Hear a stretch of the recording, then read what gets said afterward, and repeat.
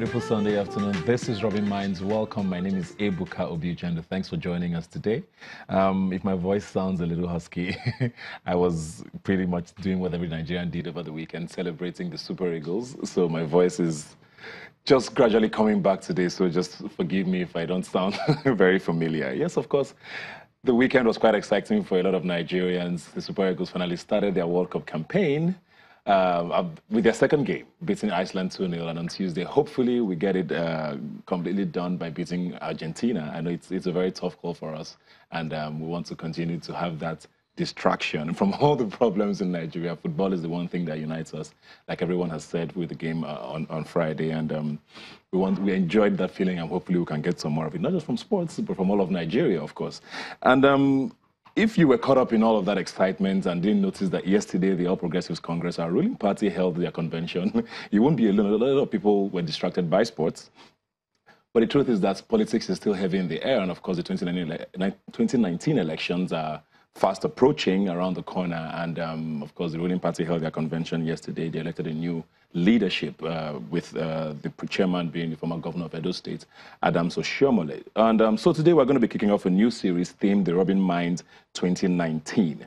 It's going to be set up to examine all the issues that we should be confronting as we approach the 2019 elections. A lot is being talked about. So many candidates are coming up. We hear new people trying to jostle for office in the coming weeks and months ahead. So we're going to be trying to dissect that every Sunday, starting from today. And of course, what better way to kick it off than with the heavyweight herself, a former Minister of Education and the convener of the Red Card Movement, Dr. Obi Ezekwesili. Thanks for being here today. Thanks, Ebuka. You sound a little better than me. So I think I shouted for everybody. Oh, boy, I shouted. It was a great feeling, wasn't it? It really was a great feeling. I loved the fact that we could go from down to up, which really says to you, and I did tweet that, you can change your performance from lowly performance to top great performance if you have the capacity to receive feedback. Yes. They got the feedback from all of us. You know, we were pained. There was pain in the country with that Croatia match. Yeah. And so, you know, just getting the feedback, accepting it, and making the necessary changes, which were pretty radical, because if you looked at the formation and the lineup, and everything was really good. The major problem that I even saw with the Croatia match was that I felt like everything just seemed to be awkward.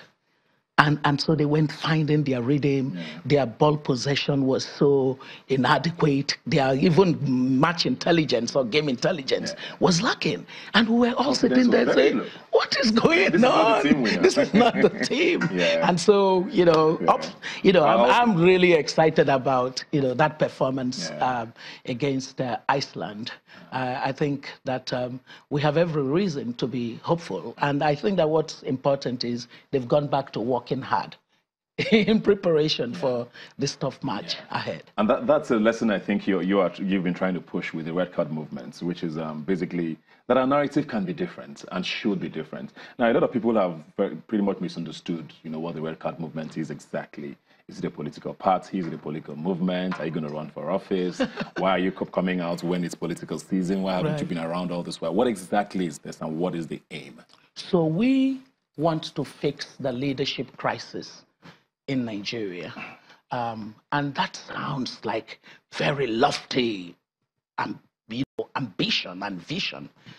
But I'm saying to you that it's as real and practical as it can be. A democracy, properly so-called, is made up of a supply side and a demand side. The supply side being, of course, those who put themselves up for elective offices, and so the politicians. And then the demand side being the citizens.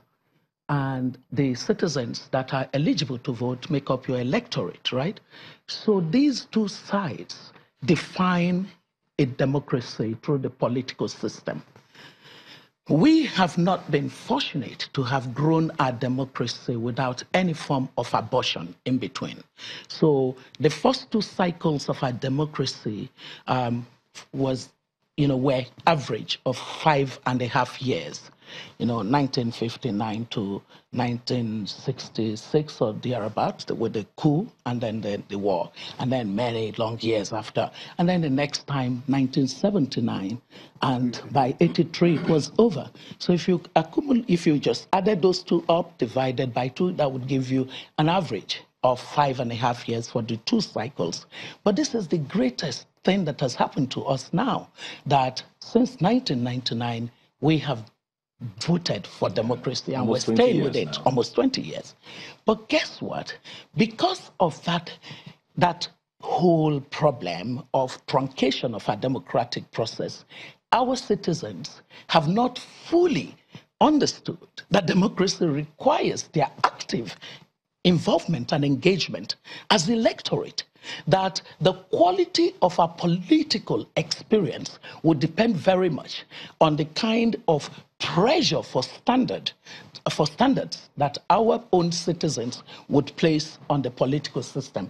So what we do is we all just sit and we hope on the political class that they would be of great intention and that they would be noble people who would give us the best of candidates to vote for, whether it's at the local level, the state level, or the federal level, whether it's executive or legislative function.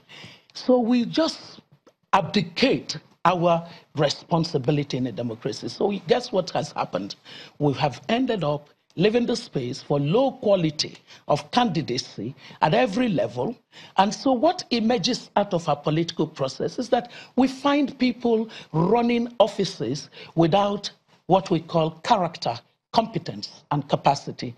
And because we know that without quality leadership, it is impossible for you to get good governance, we must fix our leadership crisis.